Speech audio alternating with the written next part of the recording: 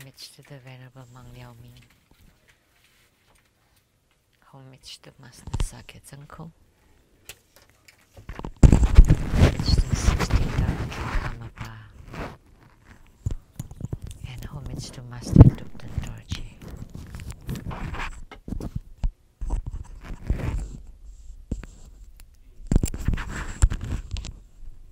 Homage to the three jewels of the altar. Homage to the main deity of Homa, the green Tara, Tara Bodhisattva.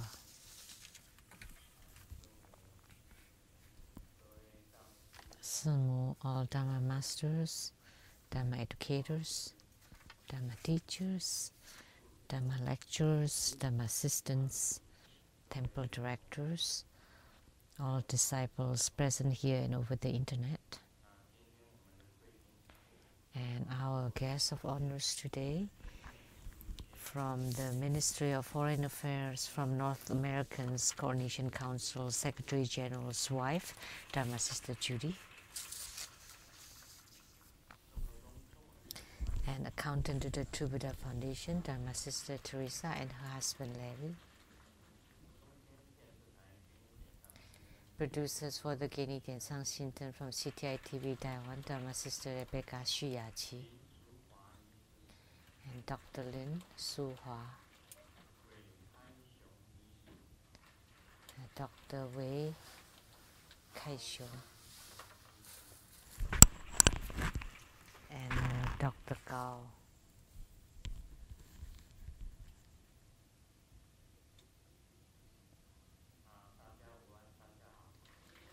Good afternoon, how do you do?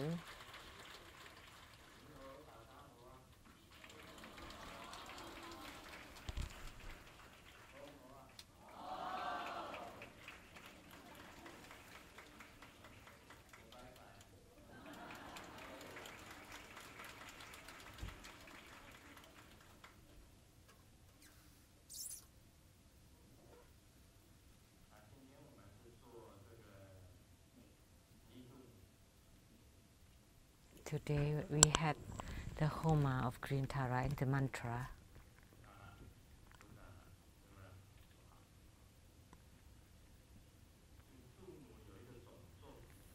There is a general mantra for all Tara, the general mantra for all Tara. And the sixth syllable is Tang, with a 0, and then below it a 5, and then a tiny little hook like this. And the mudra is like this. And Tumu looks good. One hand is the wish granting mudra, and the other hand is a lotus holding mudra. So granting wish upon beings, and the other hand is holding lotus blossom. Her body is green, the whole body is green. And she has many transformation bodies. And in Tibet, one of her legs, the left leg is a lotus seed, and the other leg is on top on a lotus blossom. And the meanings of these 2 feet positions, one leg is in a lotus position and the other leg is on a lotus, which means anytime you invoke her, she would descend and respond. Anytime. The meaning of green Tara or Tara,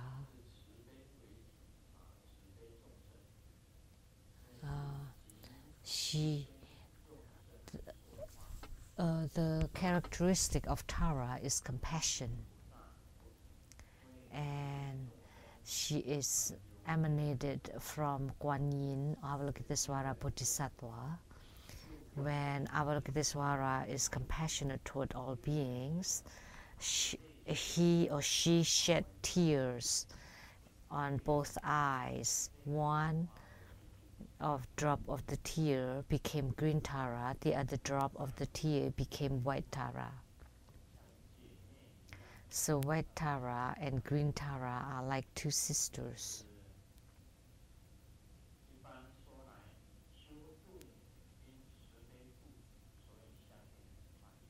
So because Tara is full of compassion, so it is easy to gain yogic response or spiritual response. She has many transformation bodies. That's why there are 21 Taras. So green Tara and 21 Taras. So enshrining the green Tara at the tantric quarter, they are green Tara and 21 Taras. They all look the same on the altar in the tantric quarter.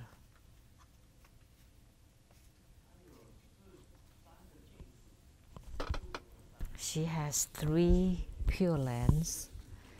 One is the Western Paradise. The other is Mount Putor, Mount Loka, Loja. And then the third is the beautified Joy Pure Land.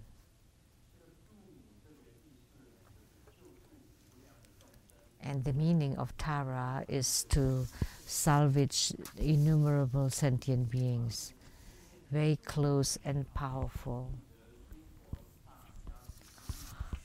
Anyone reciting the name of Taras would receive a great power and be free from all kinds of disasters and fears, and eliminating the suffering due to 3 existences. And by the power of the vows of Tara, the worse the world gets, the faster the Tara helps. So she has the greatest power to destroy Mara. And Guru Padmasambhava has attainment through the Tara practice. So Guru Padmasambhava's yidam is Singamukha, or the lion-faced Dakini, and she's also considered a Tara.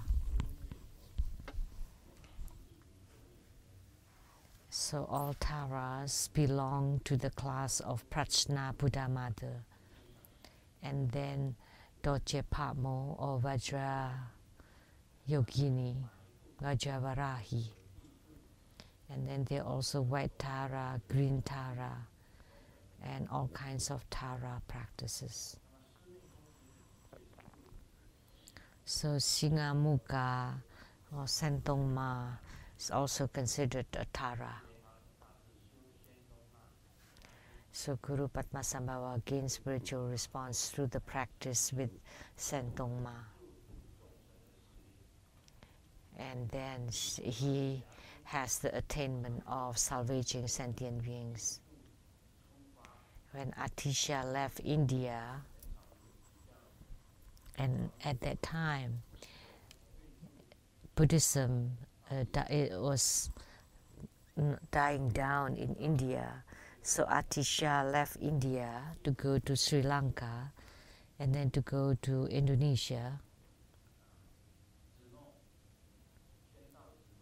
to Yogyakarta in Indonesia.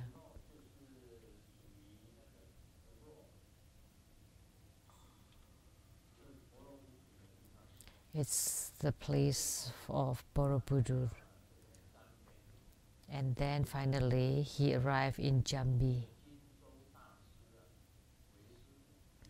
and paid respect to Serlingpa, Guru Serlingpa. And there he learned the practices of green Tara and practices to generate bodhicitta.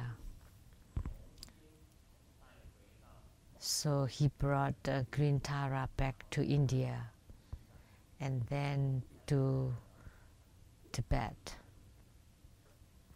That's Atisha. So the Venerable Atisha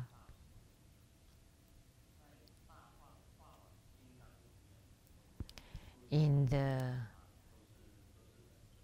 Mahamaya and Guru Padmasambhava are the yidams.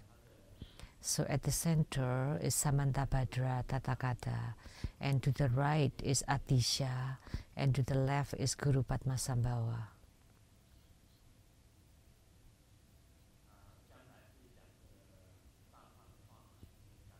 So in the future, I will transmit the Mahamaya Heruka.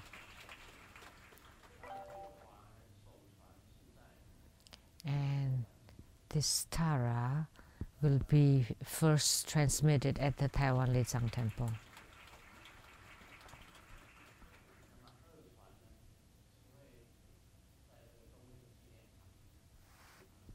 And the second time would be transmitted in the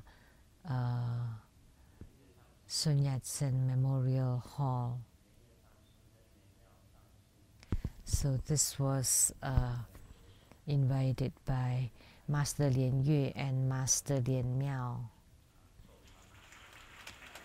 to first transmit this at the Taiwan Lezang Temple, and for the second time at the square of the Sun Yat-sen Memorial Hall in Taipei, about Mahamaya. So Mahamaya Heruka include many deities. So Heruka with 21 heads and 42 hands, and the Buddha Mother in union, and the Buddha Mother also has many heads and many hands. So each of the 42 hands are holding mirrors, and inside the mirrors there appear 42 extreme serene deities. So when you see such a phenomena, that's Mahamaya Heruka.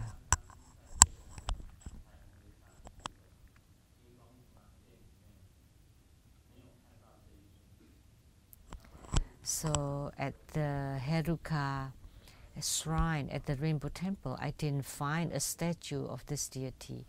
And then to my office, I also didn't have the statue. It is hard to find the statue. But from the True Buddha Foundation's Master Lien Ning, he has a tanka of this Mahamaya Heruka. So that in our True Buddha Foundation office, this tanka has existed for a long time.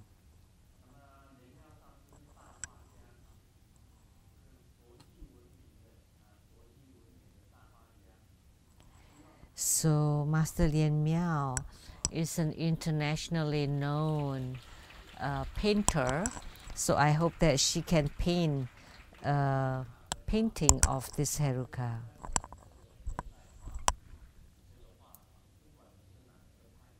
So the meaning of this, the name of this Heruka is the Great Illusion Heruka.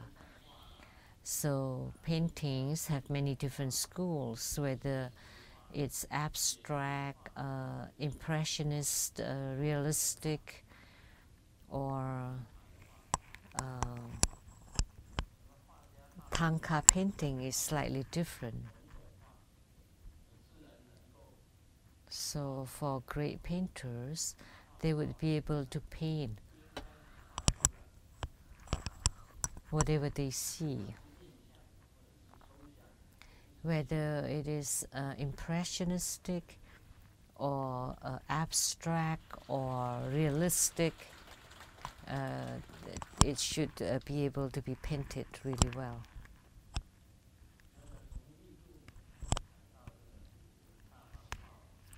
So from Green Tara to this Mahamaya Heruka, and this Dharma practice is really extremely tremendous. In the great perfection Dharma of Tantrayana, it also includes this Mahamaya Heruka Dharma practice. And there are many protectors, members of his assembly, including Yamantaka and Dorje Purba, Mahakala. So Samantabhadra Tathagata is the primordial Buddha, is the highest Buddha. And in the past, I wrote Samantabhadra Tathagata as Boxian in Chinese. The two different grandmasters wrote it differently. It sounds the same in Taiwanese. So that's Samantabhadra Tathagata, then the Adi Buddha, the highest Buddha. No other Buddha is higher than this. This is Buddha of the 16th ground.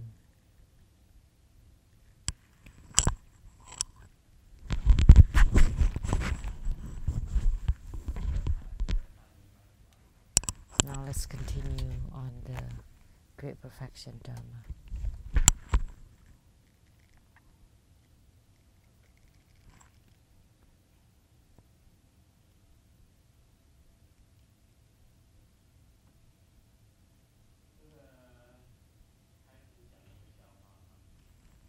Let me share a joke first.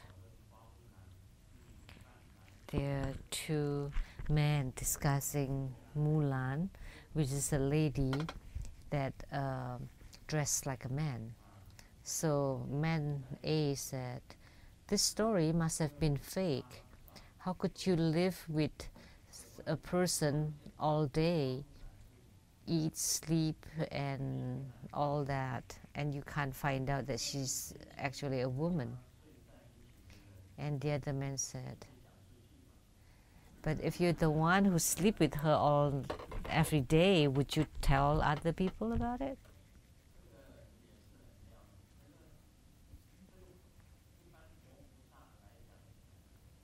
So typically, Buddhas and Bodhisattvas, there are many male Buddhas and Bodhisattvas, and not very many female Buddhas and Bodhisattvas.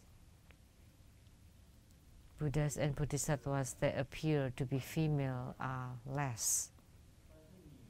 So no matter what,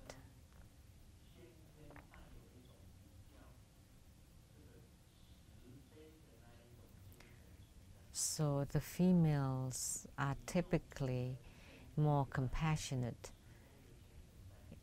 Instinctively, they would be more compassionate.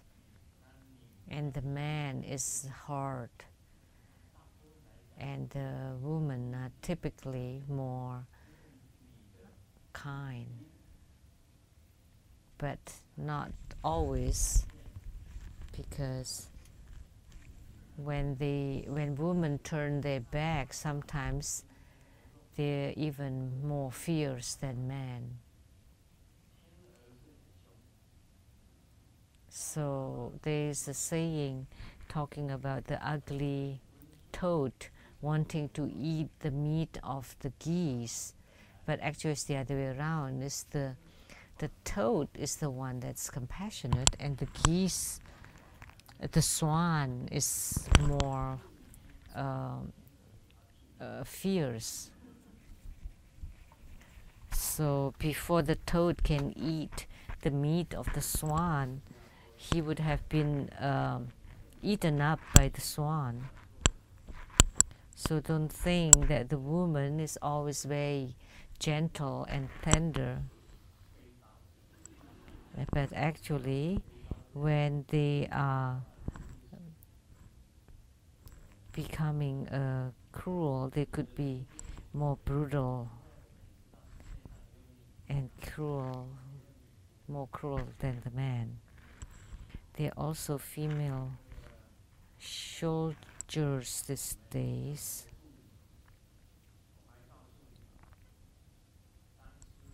Talking about the Tara, when Sakyamuni Buddha gained enlightenment under the Bodhi tree, you know who appeared above the head of Sakyamuni Buddha? That was the green Tara.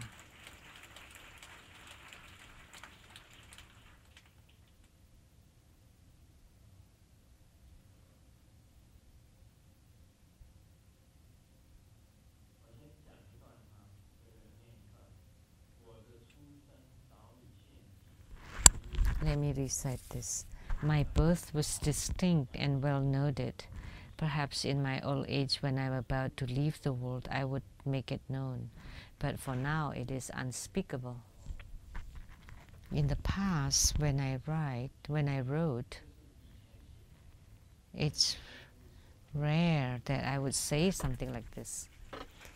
But that's what I wrote before. Now I can talk about it. In my books, there are two stories. In the past, I often had the dream, and the dream is very strange. There are two huge mountains, and I became a giant and lay flat on top of these two mountains. And the people of this mountain, they wanted to go to the other mountain, and they walk on top of the versa. The people from this mountain wanting to go to the other mountain, they use my body as a bridge to go to the other mountain. So on top of my body, I have many people walking back and forth. So thinking about this dream, so actually it was destined that you would salvage many beings on your body. The meaning of that dream. And I had another dream that's also very strange. So these two mountains and a bridge, I often dreamt of this same dream. And then there was another dream. And Kuan Yin Bodhisattva or Tara appeared. And elementary schoolmates, many of them, and I was the shortest, so I would be last in line.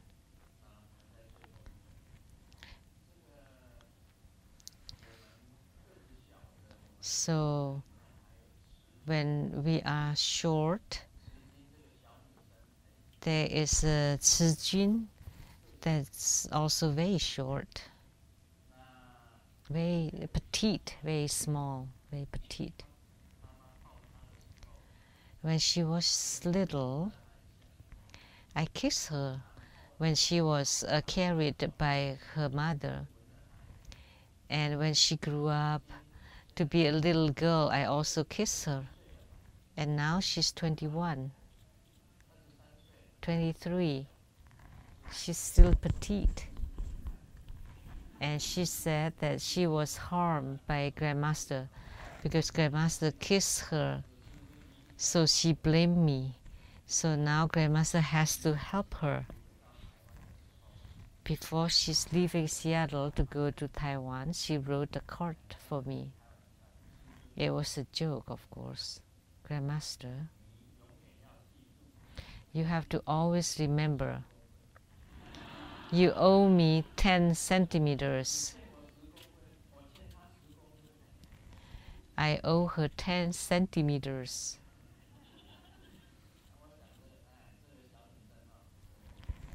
So this little girl wrote that card for me. Now she left. She asked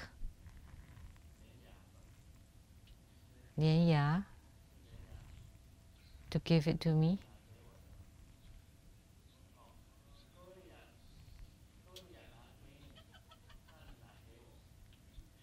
So Gloria she left it with Gloria. And she's really cute. Her two eyes are full of wisdom. And she wrote, Grandmaster, you always have to remember you owe me 10 centimeters. I cannot repay in this life because I myself, at that time, I was last in line. I was the shortest. And Kuan Yin Bodhisattva looked from the highest one. Can this one become a lineage holder? And her attendant said no. The class leader was called Chen Tongren. He was very smart. He's the son of a doctor. During the Japanese occupation, those who are released. So his dad opened a Thiren hospital in Kaohsiung. So Chen Tongren was our class leader. And later on, he perhaps also become a doctor. So can this team lead become a lineage holder to propagate Buddha Dharma? Kuan Yin asked. And surrounding people, the people surrounding her said no. And then people who are rather rich of Huang Jinxiong and Wu Kuanren.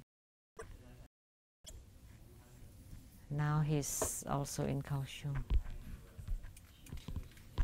Huang Jinxiong has opened the auto parts, Yong Tai Han and Yong Mao Hang. Auto parts manufacturers or shops. They're rich. And Kuan Yin Bodhisattva asked, could these two people become the lineage holder? And the other people said no. So several of those kids know, they all know. And finally she saw me because I was shortest and was the most obscure, short and skinny, like a raisin.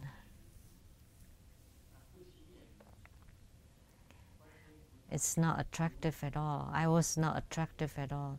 And Kuan Yin Bodhisattva asked her assembly, how about this person? And everyone said, yes, this is it.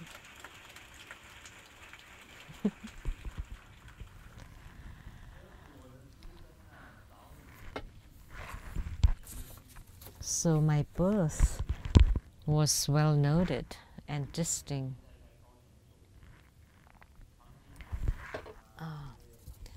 So these two people, Huang Jinxiong and Wu Guangxiong, were my best friends. I was very poor, and all I could eat was just two sweet potatoes. And I had no lunchbox. Fansu. In America, we call it potato. When I learned English, I learned Lai is calm, Qu is cold, Kaiwen is open door, and the sweet potato is potato, Fansu. Lai is calm, Qu is go, Kaimen is open door, and hanji is potato. That's how I learned English. And inside my lunchbox are only 2 sweet potatoes. That's all I ate. So when I was little, that's all I ate. So that's why I didn't grow to be big, because I was nutrition. So Hong Tian Xiong, my best friend, would prepare 2 lunch boxes, and one for him, one for me. So in my elementary school, sometimes he would brought 2 lunch boxes. Then I would have something to eat, something nutritious to eat. And when I was beaten, I had no other place to go, then I would go to his house and slept there at Huang Jingxiong's house. And little did we know that he died young. He left us long ago. And his family was very rich. He was a good friend of mine.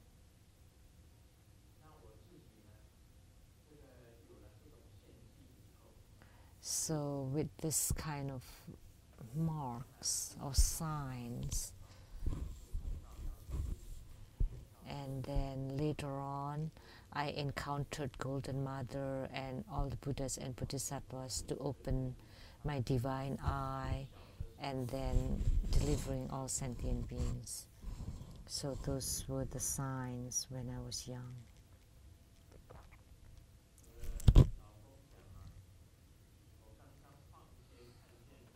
My husband said,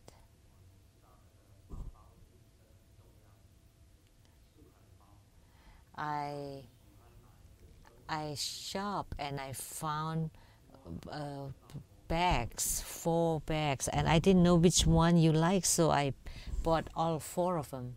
And the wife was really, really happy. You know, a designer bag is very expensive. Hermes bag is very expensive.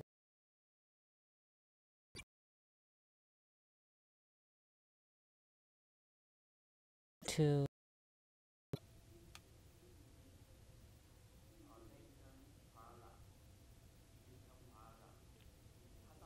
Lincoln Plaza, and she went to the Hermes shop, and she wanted to buy a bag, and the shopkeeper told her, "You're not qualified.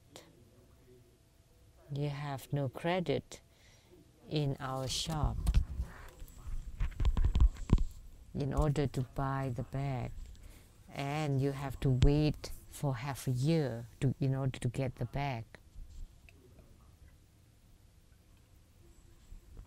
So she couldn't buy the bag.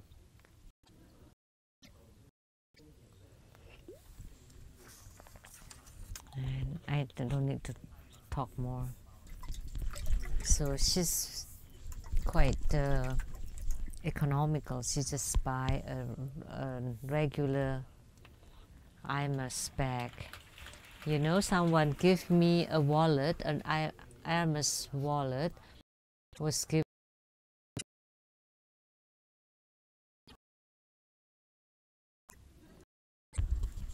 But there was no sign of Hermes. It was just a dark black. It just looked very common. And it looks even worse than the regular wallet. There was only a small sign inside. And then Simu returned the wallet.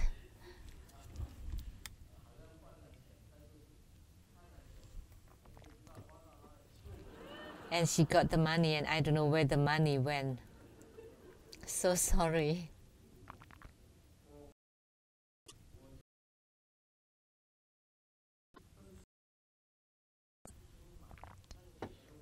I have a wallet that's LV and bought by Simu, it looked more like a designer. You know, they have the signatures all over and people can tell right away.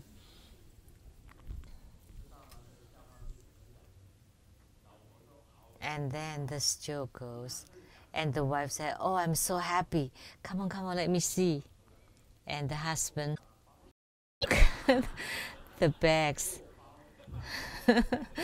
But in Chinese, bag and the bun sounds the same, so it turns out to be red bean bun, vegetable bun, meat bun, and another bun. So expensive stuff, really expensive and precious. But sometimes the same thing can be very cheap. They're both bao, but for buns, they're very expensive. They're very cheap. So the wife was very sad. Sometimes something expensive look very common. Maybe they just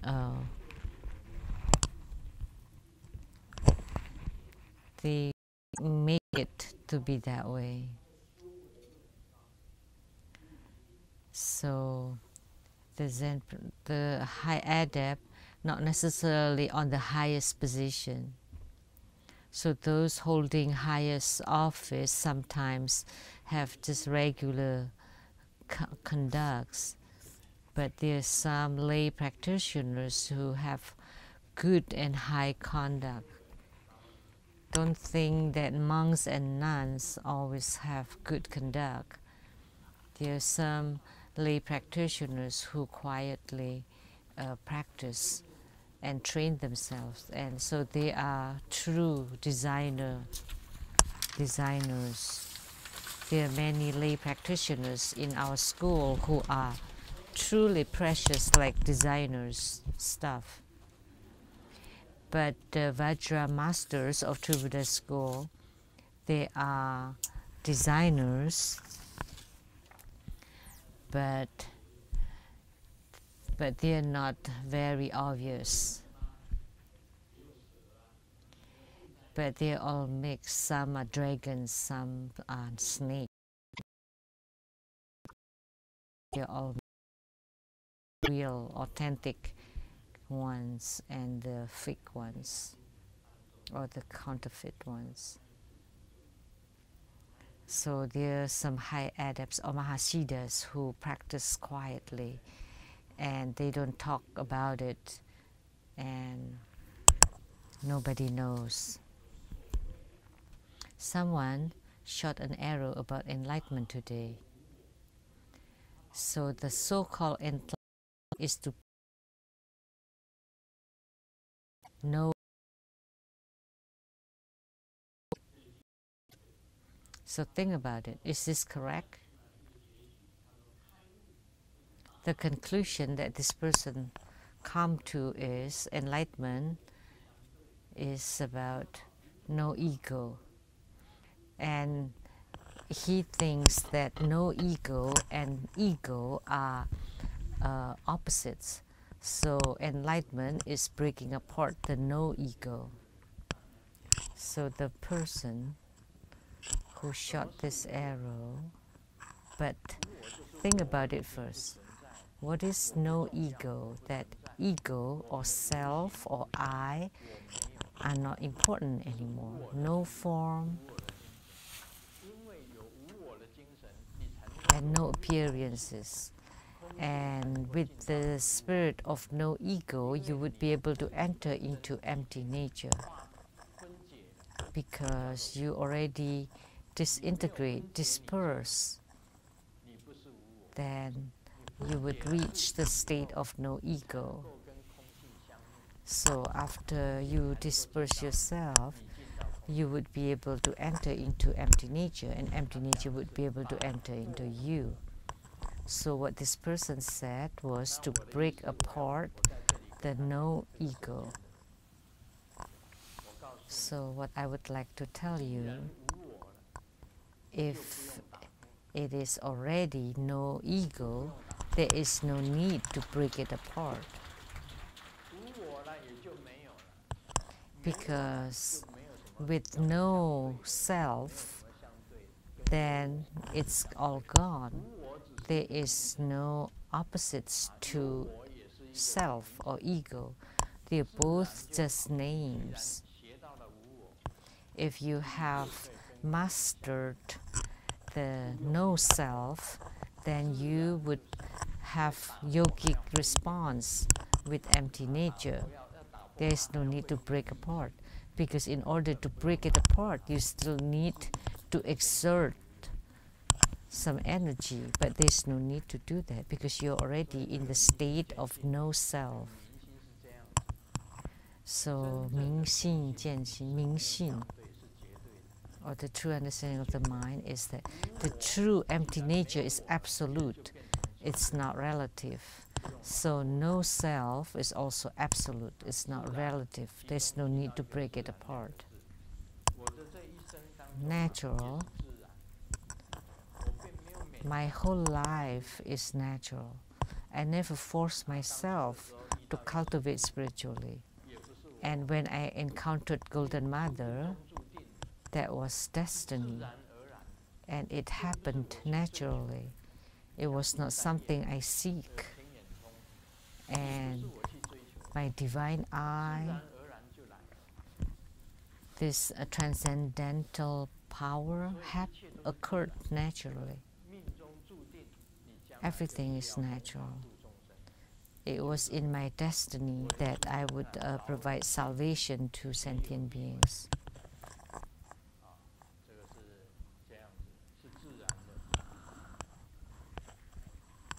So it was all natural. My 2-year meditation retreat in Seattle to Buddha Attic, or the Lingxian Attic, let me enter into the profundity of all gates and let me enter into the great Samadhi. I understood all tantric sadhana, learned and practiced in totality, obtained the Tathagata's heart seal and the blessings on the head by Sakyamuni Buddha, obtained the great perfection Dharma, and conferred the empowerment of the 5 wisdoms by the 5 Dhyani Buddhas, appointed as the Red Crown Saint, and accomplished the attainment of the Holy Red Crown Vajra Master, the Vajra Holder, and Tantrika Lienseng. My tantric degree came about this way. So it was all came naturally. After opening my divine eye, and then I left Taiwan and came to Seattle, America. And then I stayed at the Lingxian Attic, and I founded the Lingxian School. At that time it was called Lingxian School. Lingxian is like the spiritual school, spiritual attic. And I stayed there for a long time. That was before the building of the Seattle Lechang Temple. Only when the 8 households and the temple built that, only then Seattle Lechang Temple came into existence. But I stayed in Ballard of Seattle for over 2 years, almost 3 years, in a meditation retreat there. The wife told the husband, I'd like to tell you that my double lids are cut, and I extend my nose, and I also had plastic surgery on my chin. So if the baby doesn't look like me, please don't be surprised. And the husband replied, I knew long ago. What I was surprised is that I already tied my the duck, the sperm duck, and how could you become pregnant? So that's not natural, but Grandmaster is natural. I didn't know how I came into existence. I forgot my birth. How could you remember or know your state when you were in the womb? Is there a person that would remember how you were born from your mother's womb? Anyone remember that? Anyone remembers that?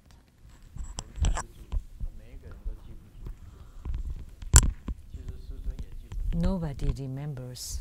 Grandmaster does not remember either. I was born naturally.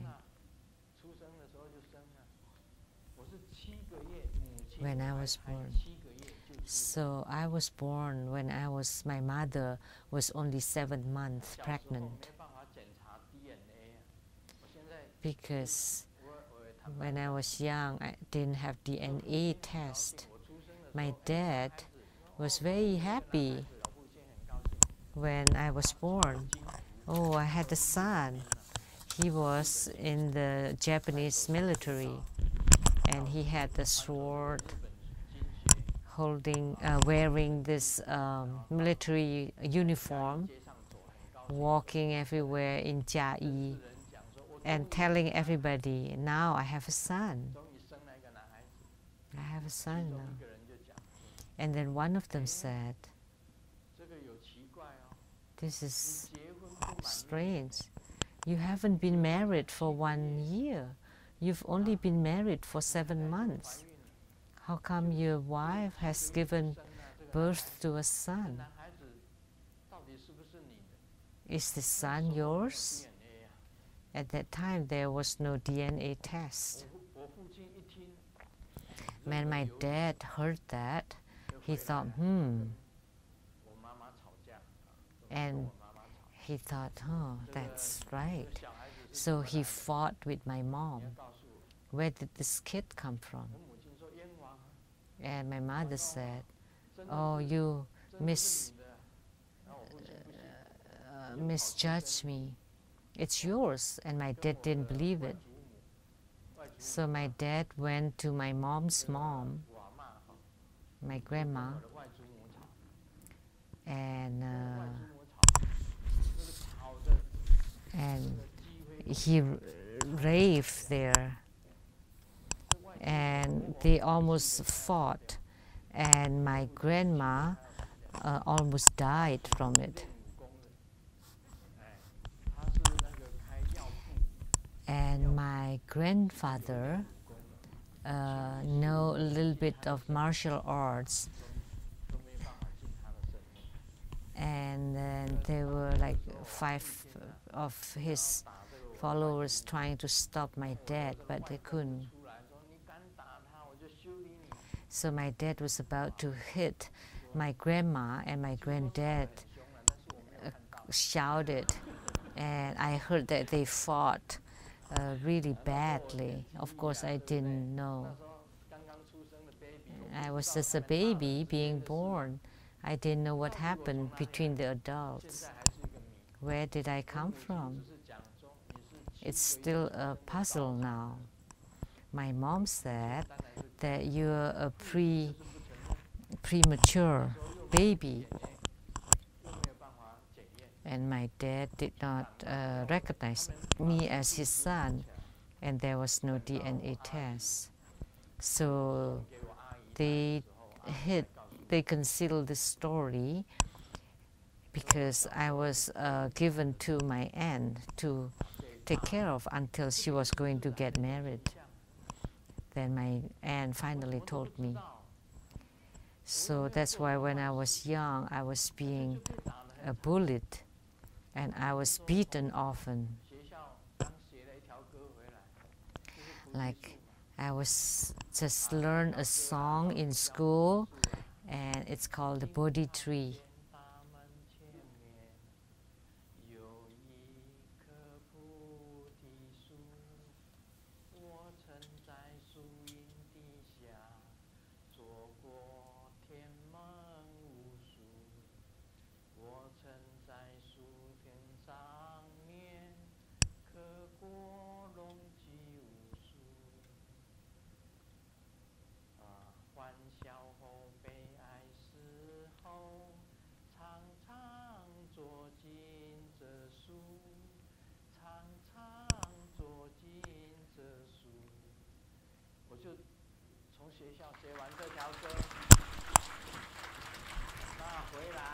So I just learned this song in school, and I sang along until I came home, and my dad jumped from bed and said, "What, you are having a toothache?" and then started to beat me. I was happy and singing, and he said that I was having toothache. So I was bullied. But that's also natural. It's all in my faith. So that was a horrible childhood, but it's all past. Doesn't matter whether I was my father's son or not, or my story was like Jesus Christ, that I was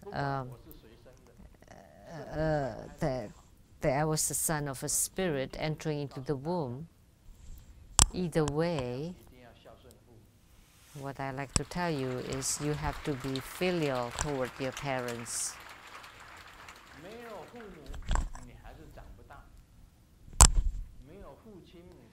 So without being taken care of by your parents, you will not be able to grow up. So I still grew up, right? Although I'm a bit short, but I was still taken care of because the parents took care of me. So we cannot forget about that.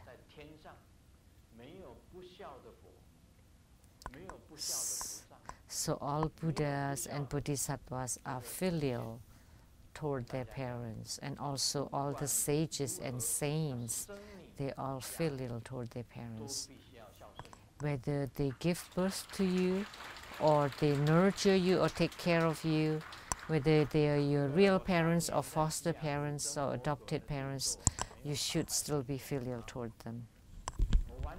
So my meditation retreat was not going to waste, because I realized that loyalty, purity, integrity, and righteousness are very important.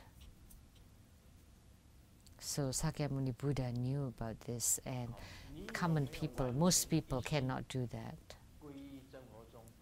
So do you wholeheartedly take refuge into Buddha school?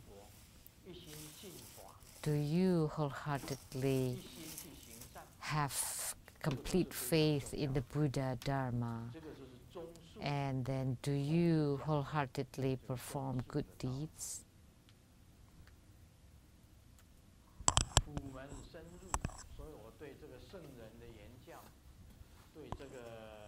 So the teachings of the sages, of the Buddhas and Bodhisattvas, and the seniors to us, we should be wholehearted in order to have attainment.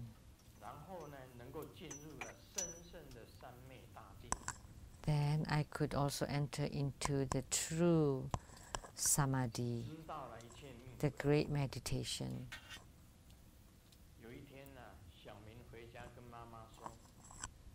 One day, Ming went home and told his mom, "The teacher was more stupid than I am." Why? Because I can understand my teacher's writing, but the teacher cannot understand my writings. So which one is more stupid?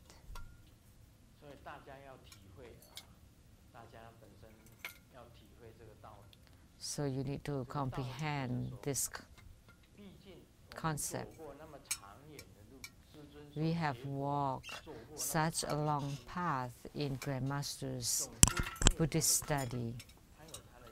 He has his experience. Just take a look at his experience. then you would know whether he truly understands Buddha Dharma or not. Don't just believe the words of those who are not master, those who are beginners.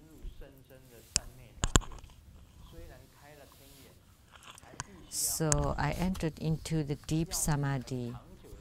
Although I open my divine eye, I still have to dedicate a long period of time to practice Tantra Dharma, Tantric Dharma.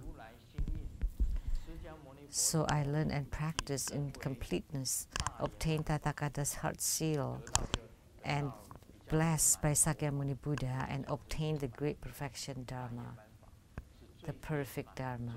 The great perfection Dharma is the most perfect and the greatest. So my homework is fixed every day. In the morning, I would write my articles, and afterward, I would do my practice. And to about noon, and then I would drive to the Tantric Quarter, to Seattle Lejang Temple. So after I finished my writing, I would start my practice. And today, at 11 a.m., my practice was only halfway. So I got on my Master De Hui's car, and I told De Hui that I have not finished my practice, so when you drive, I would do my practice. And then I continued my practice in the car until it was about noon. On the way here, I completed my practice. So until now, I have a complete practice. I never stopped even for one day.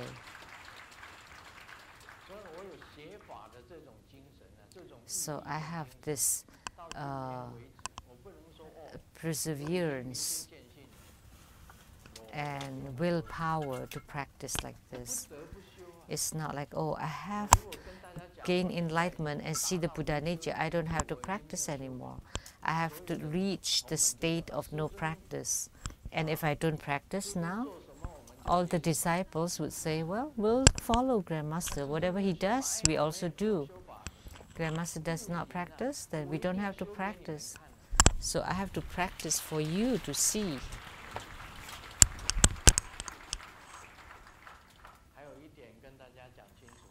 And one more point, whatever Grandmaster does, some you cannot copy, you cannot do. In Tantrayana, there is an idiom that says, places where the lions can jump to, the rabbits cannot reach, because your mastery of the spiritual cultivation is not that high. So if you follow the lions to jump, then you would maybe fall to your death. So the vase empowerment, the first empowerment. The second empowerment is empowerment by red and white flower. And the third empowerment is the empowerment by touch. Fourth empowerment is the great perfection empowerment. Grandmaster has all this. And some people only practice for a year or two, and they started to ask for the second or third or fourth level empowerments. And then, well, wish for what you want. You didn't know the values of this. Even the second level empowerments are precious enough. There are lay practitioners and monks and nuns who have received second level empowerments. And there are many masters who have received the second level empowerments. But they don't know how precious they are. So if you don't know, and yet you still ask for them, Maybe in the future, Grandmaster would just prepare a water gun. What? You want a second level empowerment? And then shoot. Just sprinkle the water like that. That's waste empowerment. Empowerment by water.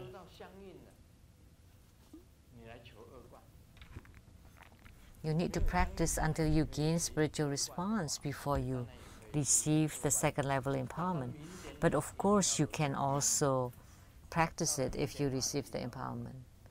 But for this light drop practice, you definitely need the second level empowerment. I went to Master Thupten Dorji, and Master Thupten Dorji gave me a crystal ball to perform the light drop practice. A crystal clear crystal represents light drop. So you need to go step by step. That would be natural. So when you reach a certain state, then you would receive a certain empowerment. Or if some people receive the third level empowerment, then you also want them. Or before receiving the empowerment, you perform the practices, then that would be breaching the Dharma law. That's all for today. Om Mani Padme Hum.